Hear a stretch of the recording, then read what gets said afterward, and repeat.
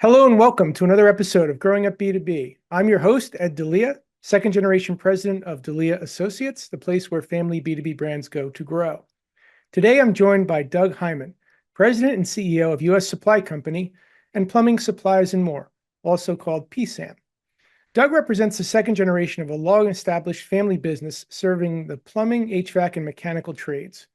What began decades ago as a traditional supply operation has evolved alongside the industry, now balancing branch-based relationships, contractor support, and the growing realities of e-commerce and digital purchasing behavior.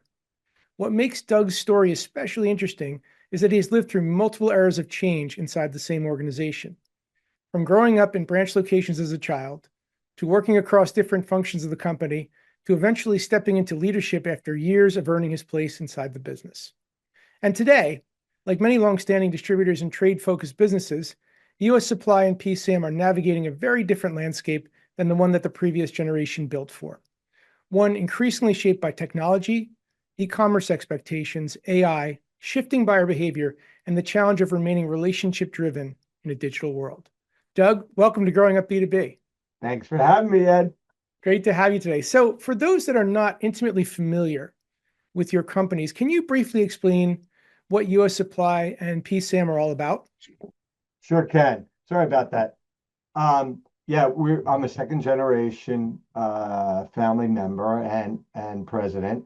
We run a multi-branched hub and spoke operation for brick and mortar. We also have two e-commerce sites, one for B&B and one for B&C. And we're generally around the Pennsylvania, New Jersey, and Delaware areas. Okay. Where we perform business. So going back to your beginnings there, you grew up around the business at a very young age. You were going Yeah. into branch locations with your dad on Sundays and Saturdays. So looking back now, what would you say some of those early experiences going in with your dad gave to you? Yeah, I think going in, first of all, I started at probably around 6 years old. I don't know why a 6-year-old wanted to go to work with his dad, but I think I might have mentioned to you, it's because he bought me breakfast, scrambled eggs and bacon, which I didn't get it at home too often. So I kind of thought that was cool. But, what I didn't realize was when a 6-year-old is around adults, that in itself is a great learning process. It's not hanging out with friends and other kids. You're imprinting this maturity and how to handle yourself around adults. So that in itself was pretty impressive. I didn't even know that was going on. And then just basic responsibility when other people besides your mother or father are telling you what to do or asking you to do things, you begin to listen a little differently. You behave a little bit more different, almost like a teacher sometimes in a school. It's just a different kind of receptivity. So responsibility, learning and getting some skill sets about counting, putting away inventory, cleaning, chore work, being around adults that were possibly cursing, which were, was sort of at that time was kind of like, ooh, but and just understanding how adults function and work. So that's sort of the imprint back then. It wasn't necessarily that I'm doing plumbing, heating, or cooling. It was just learning. So Yeah, that's sort of what it gave me. that's interesting. It's come up a lot of times on this program where sometimes we don't fully appreciate it while it's happening, but through just exposure to that previous generation, even as a young child, that there's imprints. And for you, it was a lot of accountability as well as, the beginning stages of how one conducts themselves in business. Yeah. You were front row seating that as Yeah. many of us were who were, and I also was going in around 5, 6 years old. So Yeah. Yeah. Yeah. And it happens to be a great time, whether you know it or not. But yeah. yeah, I was bribed not with breakfast, but with Star Wars toys. So that's how I got sucked in. Um, so at one point, when we talked before this program, it sounded as though you were not necessarily planning to officially join the family business full time.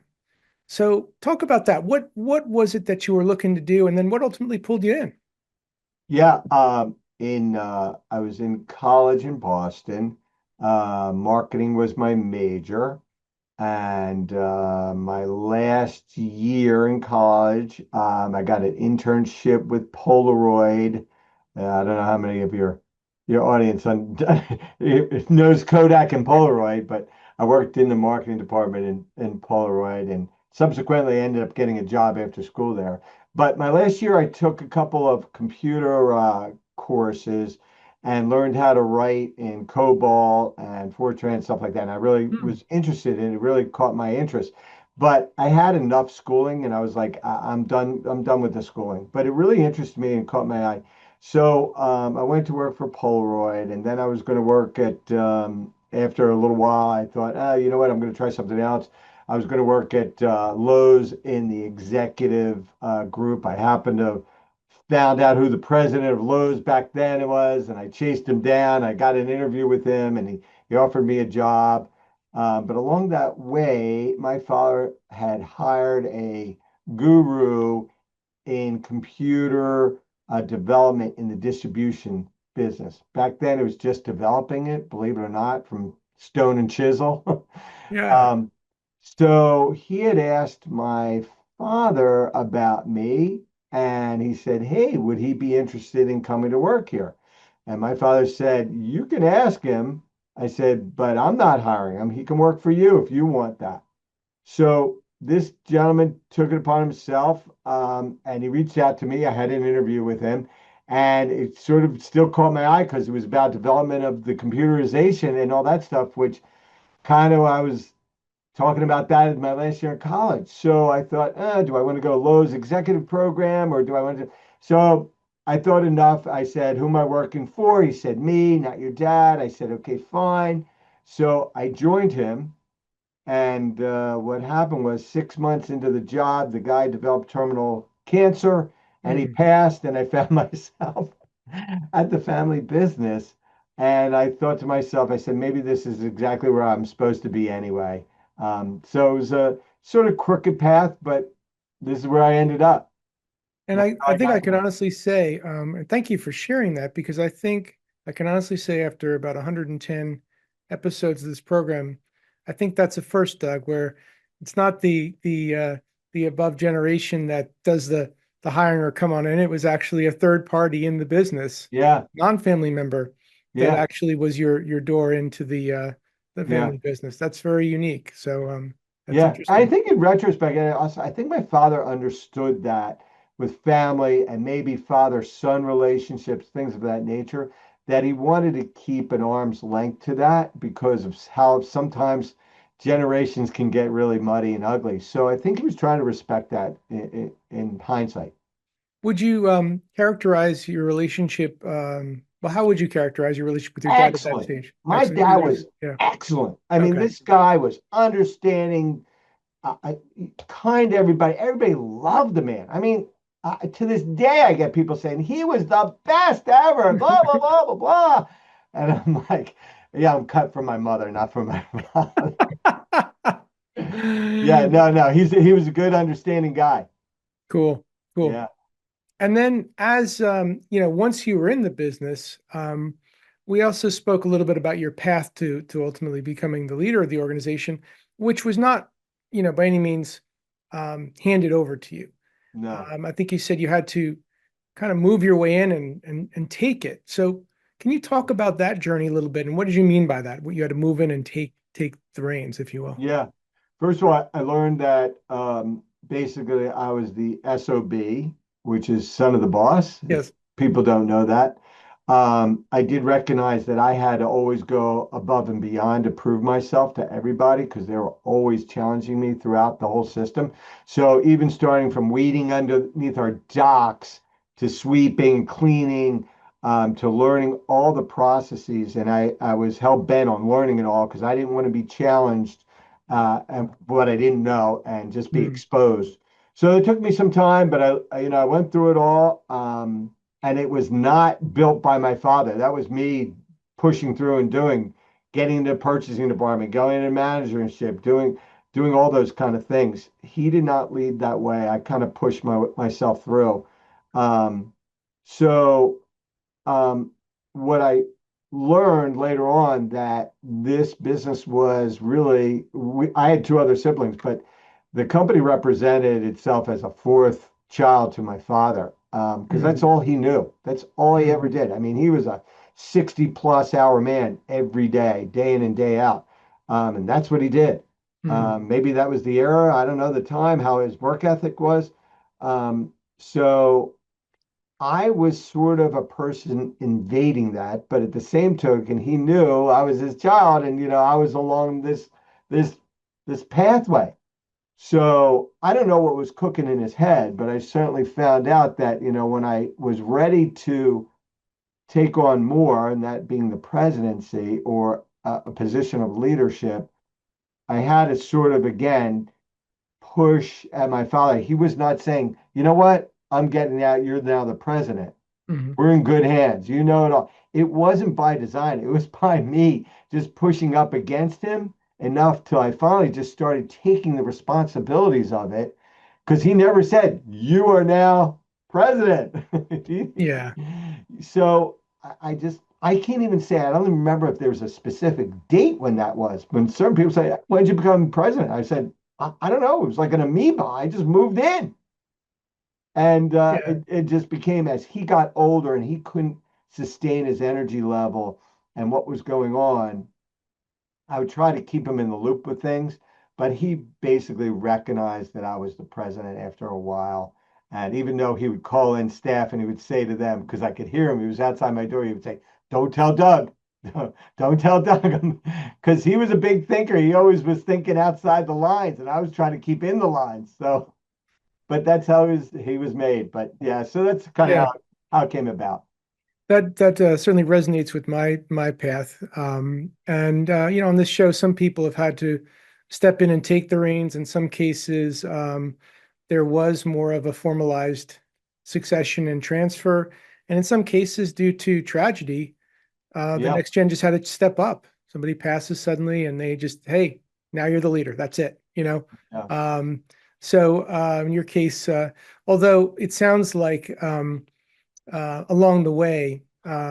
And again, true of a lot of guests that have been very successful in the next generation. You touched on every facet of the business en route to the leadership yeah. seat, which I think gave you a tremendous vantage point, and also the credibility amongst team to say, hey, I know what you know. So no finessing, please, because I I know better. Exactly, exactly. Yeah, because people they test you pretty good. Absolutely. Yeah. Yeah. I saw that too early in my career.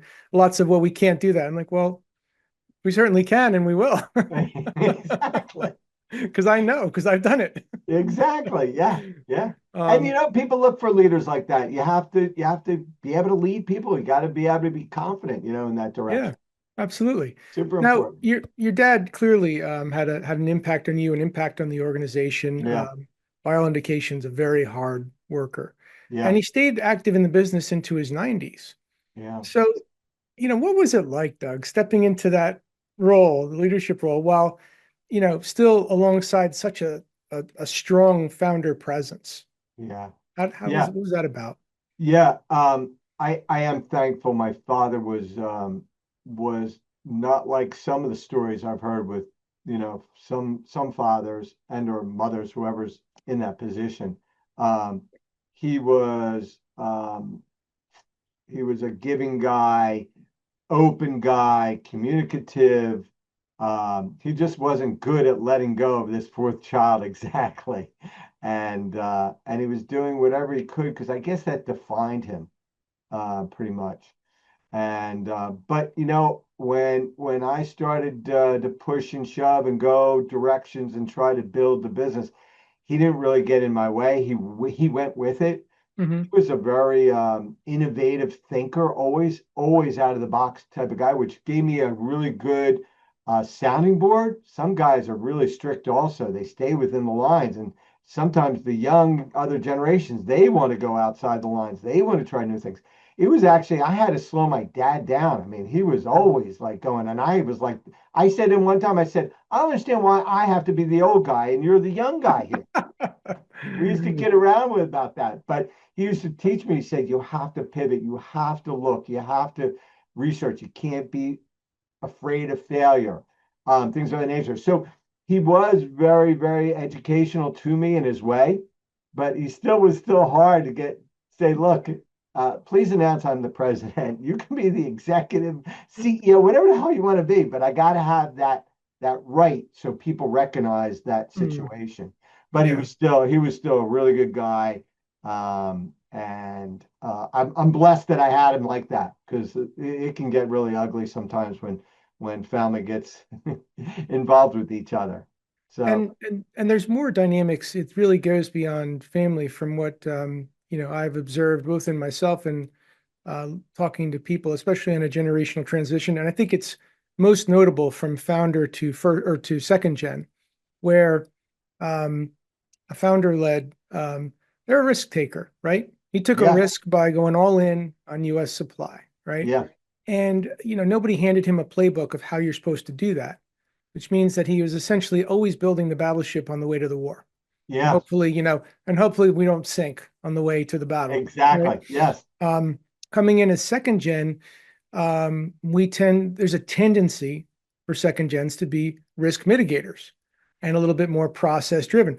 Okay, yes, let's not have to build the battleship on the way. Let's build the battleship and then we'll go to war. ex- How about we do it that way? exactly. That's pretty true. Yeah, yeah, that's And true. it's, I think, very hard sometimes for the founder to internalize that what they're doing that feels like, an extension of themselves, a fourth child even, Yes, can be systematized, can yeah, be professionalized, can be made into a critical path or process that's repeatable and learnable and trainable. And a lot of times it's the onus is on the second generation to figure that out. yeah, All right, how do we do this consistently well? yeah, yeah, exactly. And Yeah, not just do it, off the cuff every time. yeah.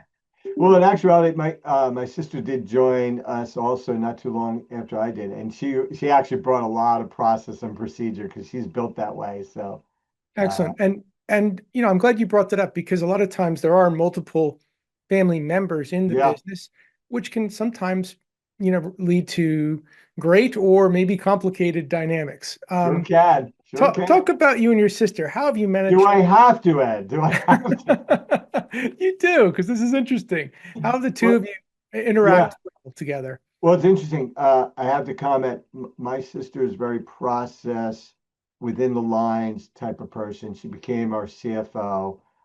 She was trained in that, and she understands it. And I am not that way. I'm a more the marketing, sales oriented type of guy. So I paint outside the lines a lot of times. So when I talk to other professionals or coaches, they said, "Oh, that's a good marriage, good relationship because Mhm. you get the balance of the two." But the problem is that the balance of the two, that's true, but there's a lot of friction because they both want to see their side. Unless you have really good boundaries, it can get ugly. So I wasn't mature enough to understand that, even though people told me that along my career path. So I actually sought out professional coaching and help to say, how do I either put my sister with blinders on so I can do my thing, or how do I get rid of her? How do I move her out of this thing? Because Mhm. we're just, you know, she looks at me as her brother, not as the president of the company, and honor the relationships of what a business title brings rather than For family. context, Doug, what's the age gap between you and your sister? We're 1.5 years, and she's older than me. So everybody thinks I'm older. I don't know how, but that's what it is.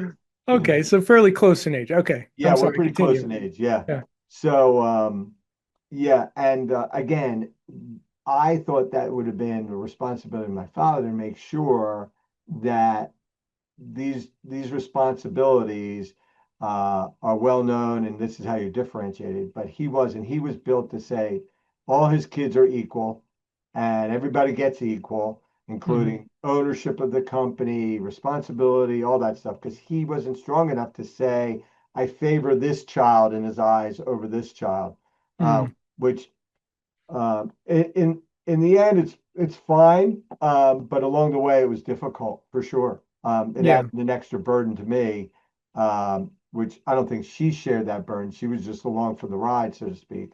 Hmm. So yeah, so I spent time and I built a an advisory board to help me with how to navigate that relationship and how to handle that.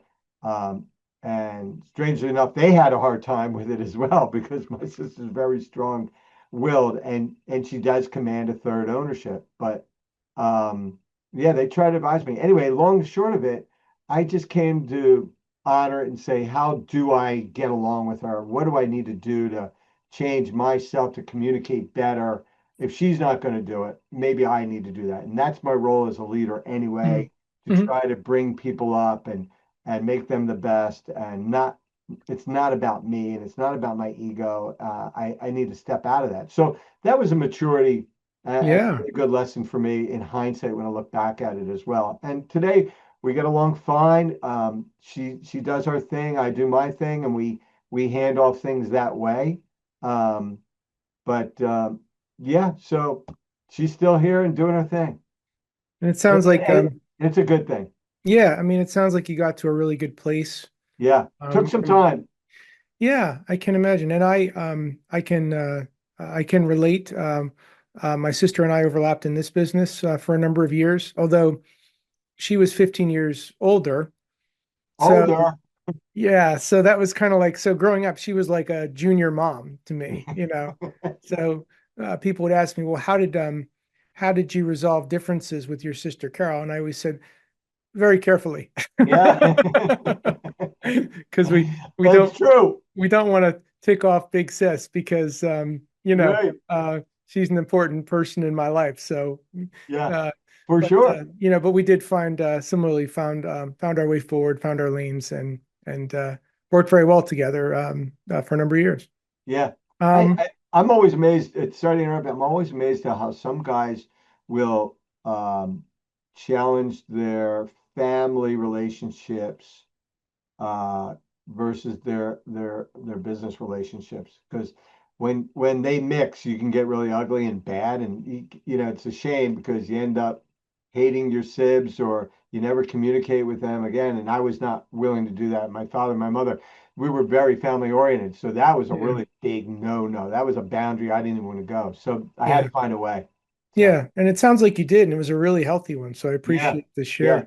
yeah, Um, so you brought this up a few times. Your dad saw you as supply as the fourth child in the family. yeah, yeah, yeah. Um, so as you kind of look at your dad from afar, for owners, similarly that feel that way, whether they acknowledge it verbally or not, um, where does identity end and business begin? Like, was it just enmeshed totally for your dad? Like he was the business was him, or did was he able to kind of pull, to allow you to lead meant he had to pull away, So Yeah. talk Yeah. about that for a moment. Yeah. Again, let's see. So we didn't talk shop at home or within family things. It just never happened. I think we were just so exhausted from doing the work that when we get together on the weekends or we came up for dinner, it was just like we've had it for a while. So he never kind of mixed that too much with us. But I really think when I look at this and reflect back, if the man at 90 had his energy that he had at 50, I would still be tugging to get things.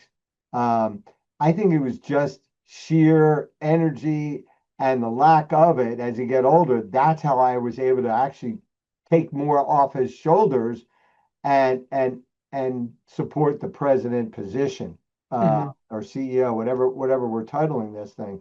So, um, hindsight, he was nice and kind about stuff, but inside, I think he was still saying, "This is mine. This is my thing. I make the calls. I built this in your case battleship, and this is all me."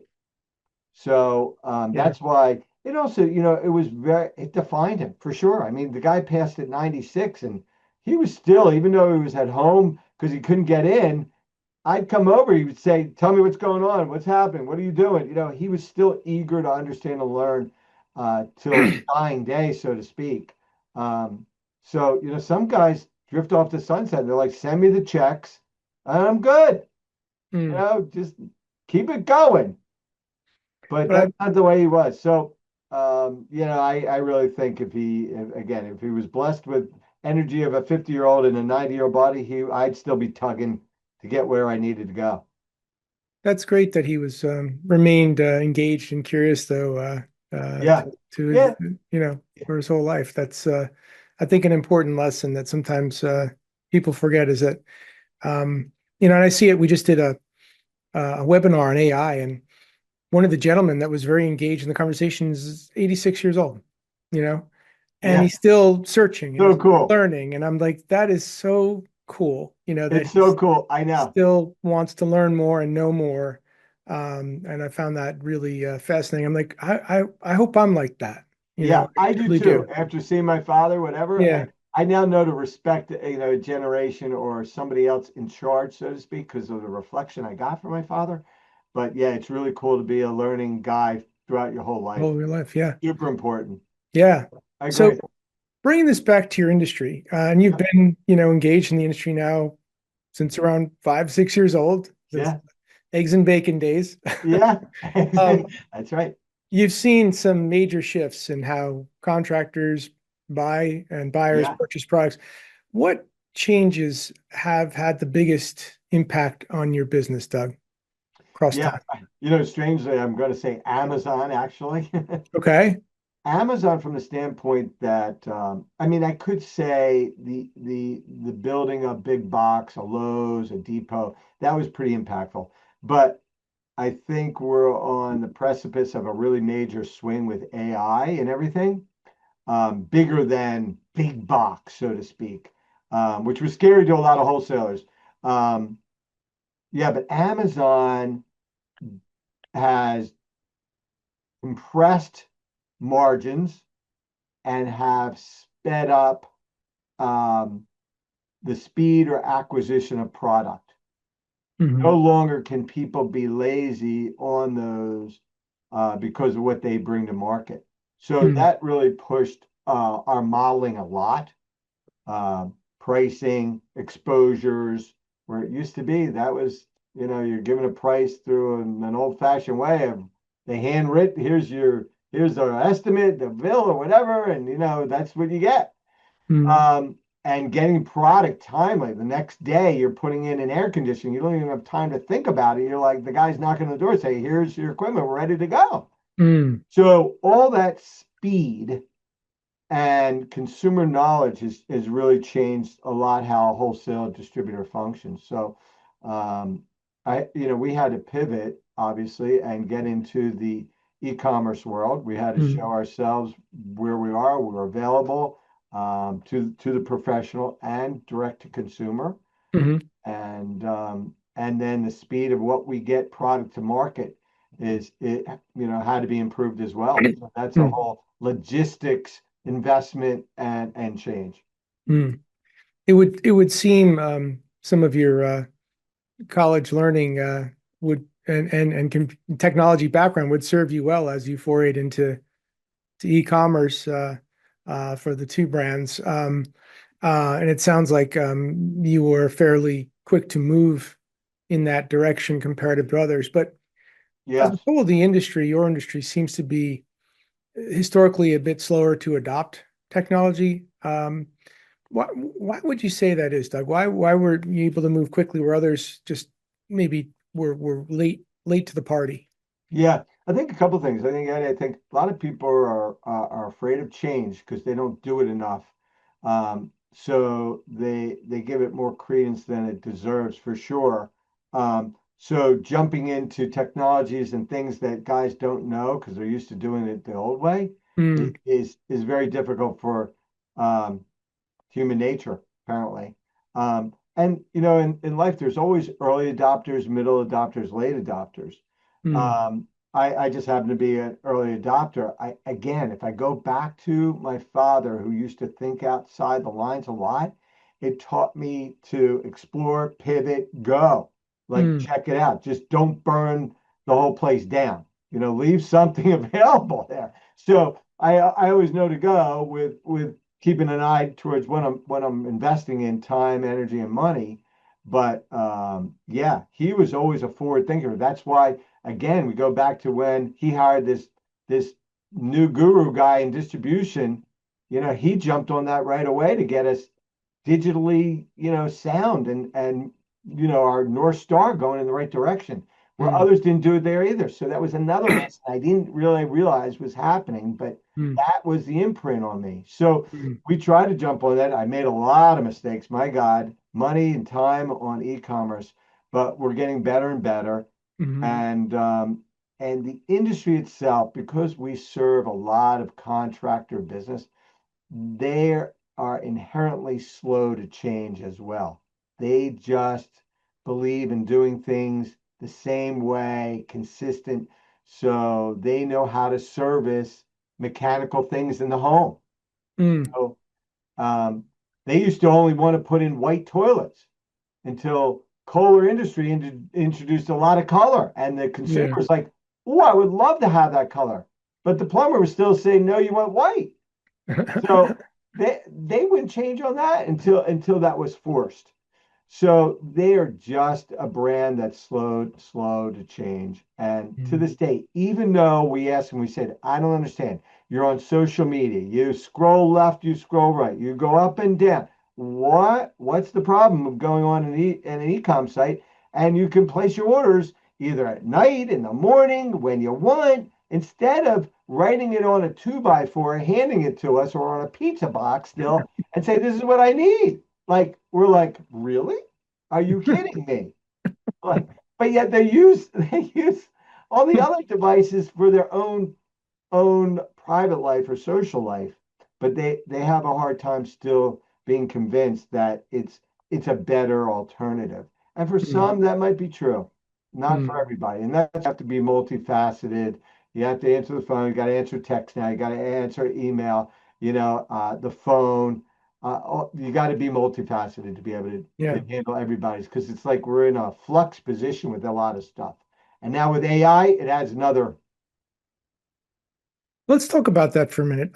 Do you is to what extent is AI um, changing or shifting buyer behavior in your space right now, Doug? Are you seeing that yet? Yeah, not a ton. We are using tools much, much more in our own business for different things. Hmm. Um, but yeah, I think with your company and just vision from my e-com specialist, we are trying to get our site AI aware. Hmm. So, the things are shifting now. Everybody's beginning to use it. So trying to be found through AI sources is really the pathway you got to go. So you got to pivot again, and you got to do those things. We're still kind of infant on it, a lot of people, but I think I'm going back to the original thing. We're on a precipice of a very big shift, Mm. obviously, and I think a lot of people are either scared of it, I don't understand it, they're not ingratiating it, and some people are. They invite it in, but that's to be expected. Early adopters, middle, late adopters, Yeah. and we'll see how it all shakes out. But again, everybody, I think, should learn as much as they can so they can make good choices in their life and business. And we're trying to do that, and I'm trying to do that as well. For sure. And I think you're right. We are probably in that phase of, coming off of, say, uninformed optimism. Wow, AI can do everything, Yeah, to uninformed pessimism. Well, I don't know what this is all about. I don't know where it's going. To eventually we'll get to more of an informed position, whether it be optimistic yeah, or pessimistic, but a more informed position of, okay, now I understand where this fits, how it works, and what it means to our organization and to our customers. And yeah, we will get there, but I think we're in that messy middle right now, you know? yeah, I do too. But I Yeah. can't see big businesses moving a lot with it. And Mm. generally they have the resources and the foresight to see. So yeah, when they move, smaller guys like myself or whatever, we need to pay attention. Yeah. So is it showing up AI utilization in other areas of the organization as well, Doug, at this Yeah, point? yeah, Okay, yeah, so you are definitely. starting to integrate it into Oh yeah, the yeah, big time. operations. Okay. Yeah. Yeah, Okay, yeah. cool. We use it a lot in a lot of different areas, and guys just do it on their own, which is great. There's no mandate by me, but they're just using tools. Mm, cool.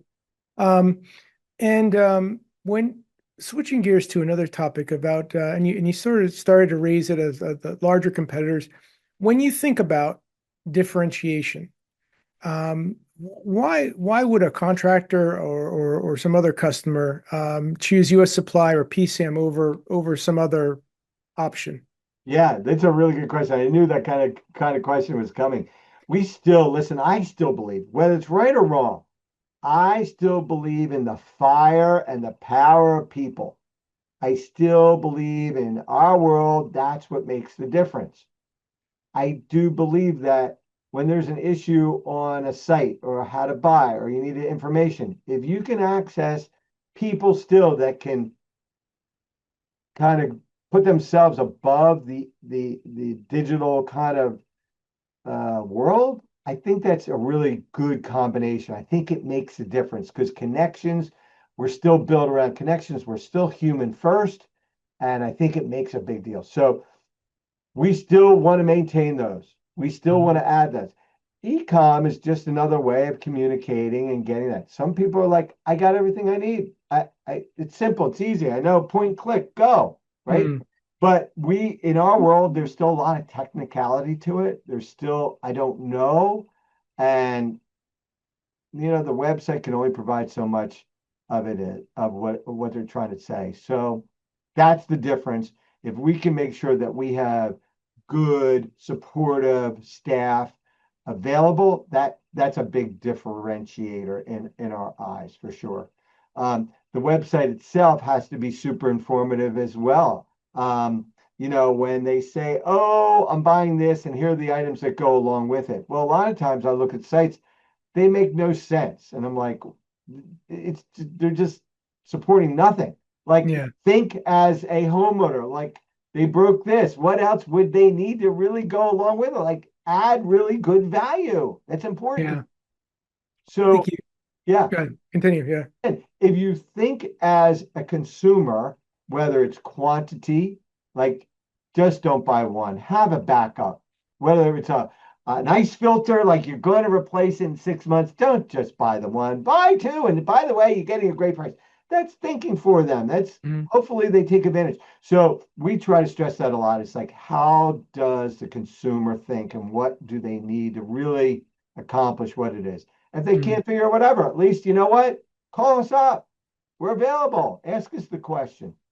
So that's the It's differentiator we think it is.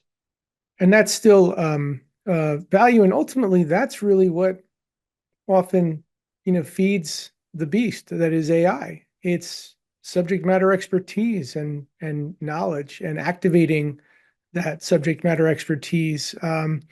Because yes, I think you're 100% right. Relationships do matter. Relationships will matter. Relationships are still needed to navigate the transaction of goods and services. Um, but certainly, whether it be AI or other marketing, is often the tip of the spear of being found and being I discovered. totally agree with it. Yeah. Yep. Yeah, it's Um, got to complement each other. Yep. yeah, yeah. And sometimes it would seem that, especially in the trades, a lot of businesses still struggle with marketing because there was a time where relationships were everything, and you could build a business on the basis of word of mouth and reputation and introductions or referrals.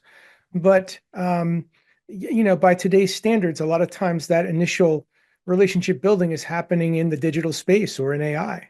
Yes. So, do you think that mindset of hey, it's all about relationships and nothing else is becoming somewhat risky in the greater trades and in your industry? Yeah, that's a really good question. Look, I'm 65 years old, so I still have a little bit of oldness in me, so to speak. So I would love to say it's all relationships, but I can see that's beginning to erode. I think it's changing a lot. I think the generations that are, out there, it's changing for sure. And the Mhm. relationship to a one-on-one isn't as strong as it used to be. So I think you gotta understand it, and I think you got to go with the flow. And I think as long as AI gets better and better and better, and you can begin to trust it, I think that's how the generations are going to go, to tell you the Mm, truth. So, if you're going to be an old guy and stick to the, oh, I gotta get on dial a phone, then I even said dial a phone, that's even odd, right? So, you got to get on a phone to make it, these guys, no way. You get on a device and you just speak it or say it or type it, and away you go. So I'm at a crossroads still because I still believe in the connection of human to human. mm. But I can certainly honor and support how digital is taking us a different way as well. Yeah, and I think that's really the balance, right? Is It how is. to humanize with the technology, Yeah. not just Today use it it is. to, Who yeah. knows in 20 years, 30 years? I don't know. Yeah. Oh, I think there's definitely more sophisticated iterations of AI that we have yet to see, and Yeah, me robotics that we too. have yet to Yeah, me see. too. So it's an interesting time we live in. Yeah. Speaking of that, as you look to the now to the future, what's exciting you now, Doug, about the business, about the industry, about the world we're living in? What's exciting you right now? That's a good question. I do like and I do honor where digital is going. I think it's really fascinating and cool. It takes me back to why I started with US Supply again. It was Hmm. it was more digital, it was computerization, it was getting information quicker so you could resolve issues, help people. And we're in a service business. We're about servicing, helping people, Hmm. helping them with their problems. So the faster and quicker you can do that, uh, the better. I get a lot of joy helping people either grow, finding the answers, and being satisfied like that. So Mm, the more that we can do that, the faster we can do that, I dig that and I dig it a lot. So awesome. I hope it's part of our culture and our company. We have fundamentals. We talk about operating with a servant's heart here, and that's just rolls in. So that's what tricks me up, man. Getting it Awesome. better, faster, quicker, and with guys say, "Thank you, man. You really helped me out." Like that's cool. It's really Yeah, cool. I hear it. That's I what hear it it. I does. That's mean, what it does for me. That's where we're at. that's awesome. Yeah. On the flip side of that, as you look to the future, what are some areas that concern you? Things, challenges you might see ahead, and where are you Yeah. concerned? Well, we're still people built. So, Mm, after COVID, a lot of things went right, a lot of things went wrong. Um, so people capital is a big, big concern and a big struggle today. And I think it's evident in a lot of industries, most industries. mm, If you're immune to that, you're really blessed and you're lucky as heck. But we as a wholesaler, it's an animal you have to feed and feed and feed because it's it's it's people heavy and mm, people want more, they deserve more, they ask for more. So you got to do more to feed those people. mm, Um, so that's a huge, huge concern to me. I would say it's the number one. Other than mm, that, just being open and pivotal to a lot of different things and trying new things because there's a lot of things happening with AI and just all mm, this digital stuff going on in the world. Just got to learn. I'm a little afraid of falling behind, but I'm trying not to. And the more you get involved with it, the more you find out you don't know, and you're like, oh my God. And then you find out, say, boy, I need a lot more money to invest in that. And is it mm, going to be worth the investment? What's that ROI? What's that look like? So I'm also a little bit worried that, my mindset is becoming the old mindset. And I probably need a point to step sort of aside or learn to get somebody younger that thinks maybe more timely. mm, mm. Maybe, because generations always before, maybe the Beatles were loud and obnoxious. Today it's like soft listening music. So I don't know. So I Yeah. think about that a little bit. That's a little bit concerning. So I gotta Mm. think about that. Next person in line and what that does to the company. Yeah. You touched on another point that I would love your vantage point on it. So for a number of years, it seemed that young people were just not going into the trades at all. Mm, And it would seem that that's starting to shift where there's I'm not, I couldn't point to exactly why the shift is occurring, but that at least I'm not saying maybe they're going in droves, but at least there's an openness to, hey, that's a career path for me. Should I choose it? It's a viable career path versus, well, that's dirty and hard and labor, and I don't want that. I want to go, sit in a corporate office or take some Yeah, other path. I think we're seeing a similar shift in manufacturing where for a number of years, you see people just getting older, and nobody really stepping up or stepping in to take those seats. So from your vantage point, do you see a swing back into the trades for the next generation, the rising generation of workers? You see more young people entering into the trades from where you sit? yeah. It's a big push from government down, actually. Um, AI at this point is not invading that space. Hmm. It's a safe zone, where a lot of people are, scared of what AI is going to bring or do, and and stuff. So, and I think also you made mention, um, maybe it's not looked at as dirty anymore or low Hmm. on the totem pole, where every mother and father would say, you got to be a lawyer, you got to be a doctor, you got to be, Yeah. head of the world. Yeah. Now it's like, oh, you know what? You can make six figures, and be comfortable and not have to worry about AI, so to speak, at Yeah. least, on the horizon. Um, so good paying jobs. You can be an entrepreneur. You can control your destiny and your thing. There's a lot of good benefits. It's just Mm. society is now inviting it in. Mm. It's not looked at as a tarnished, low educated type of position anymore. Yeah. Especially now, you got to be more sophisticated. You have to be able to advertise correctly and get your name out and all those kind of good things. So yeah, so that's why more guys are falling into it and trying to get into schools and stuff like that, trade schools.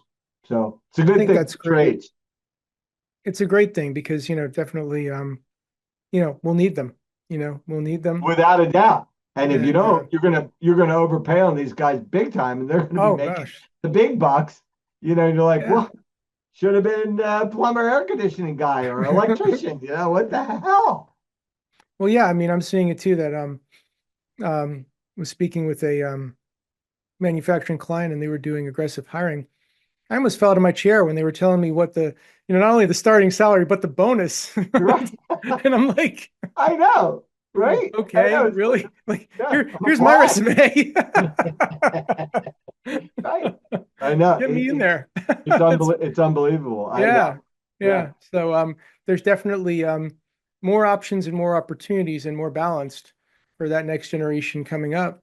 for Should they sure. choose to, they have more options. So I think that's a Yeah, healthy thing for all. yeah. It's a Um, great. Yeah. gosh, Doug, I feel like I could talk to you all day, but I I'll don't know hit you about with that. the last question here. If and this has been great, by the way, but if any of our listeners want to connect to learn more about you, your journey, or US Supply, or Sure. plumbing supplies and more, what's the best way for them to connect? Sure, sure. The easiest is my email address, and that's Hymand, Hymand at ussupply.com. Excellent, That's excellent. a pretty direct way to reach me. And I'm Wonderful. happy to receive anything that your listeners would send me. Thank you. We appreciate that. So, just to wrap up, Doug, what stands out in your story so clearly is that balancing act between legacy but evolution being important as well. A business still built on relationships, service, and trust, but with deep industry knowledge is now navigating the marketplace that's increasingly being shaped by e-commerce, technology, AI, as well as shifting customer expectations and wanting more faster, wanting it now. Um, and the challenge is not unique to plumbing supply and distribution for sure. It's something many family-owned B2B companies are wrestling with right now. How do you preserve what made the business successful while still adapting fast enough for what comes next? And Doug, I think you're managing that balancing act beautifully. So Thank thank you you. so much for sharing your perspective and story. Again, we've been speaking with Doug Hyman, President and CEO of US Supply Company and Plumbing Supplies and More. And I'm your host, Ed Delia. and this has been another episode of Growing Up B2B. Thank you so much for listening, and we'll see you next time. Doug, thanks so much for being with us today. Thanks for having me on, Eddie. All right. Hey, thanks so much for tuning into Growing Up B2B. To explore more episodes and insights, visit podcast.delianet.com. And if you've enjoyed this episode, please give us a rating or review on your podcast platform of choice. Having worked with hundreds of family-led businesses across my career, and being a second-generation leader myself, I'm on a mission to help every family business I meet achieve next-level growth for their organization. So feel free also to connect with me on LinkedIn and let's support each other. You can also find out more about my company at delianet.com. Again, I'm your host, Ed Delia, and thanks so much for joining us today. Take care.